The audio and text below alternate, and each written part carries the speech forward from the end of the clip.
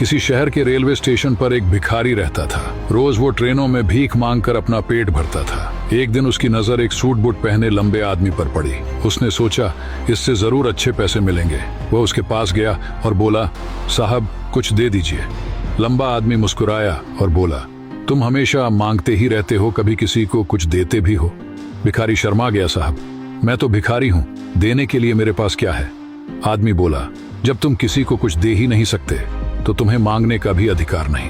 इस दुनिया में लेने देने का नियम चलता है, जब तक दोगे नहीं मिलेगा भी नहीं। और वह ट्रेन में बैठकर चला गया। उसकी बात भिखारी के दिल में तीर की तरह चुभ गई। 2 दिन तक वह यही सोचता रहा, शायद मुझे भी इसलिए कम मिलता है क्योंकि मैं किसी को बदले में कुछ नहीं देता। तीसरे दिन उसने स्टेशन पर खूबसूरत फूल खिलते देखे।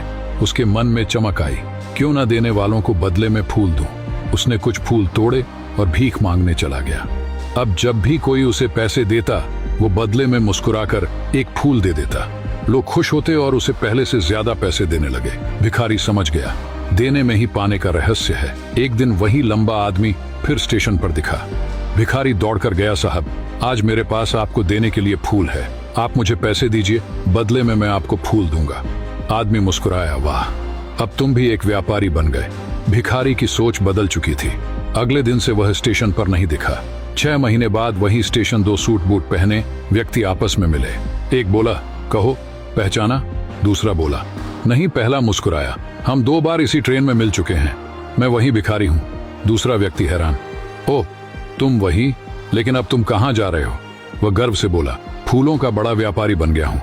लोगों ने मेरी भीख नहीं खरीदी, मेरे फूल खरीदे। आपने सिखाया था जब तक हम कुछ देते नहीं हमें मिलता भी नहीं। उस दिन से मेरी सोच बदल गई और मेरी किस्मत भी। दोनों मुस्कुराए और आगे बढ़ गए। इस कहानी की सीख, सफलता हमारी सोच में छुपी होती है। तुम खुद को जैसा मानते हो जिंदगी भी तुम्हें वैसा ही बना देती है। इसलिए खुद पर भरोसा रखो और देने की आदत डालो, किस्मत खुद बदल जाएगी।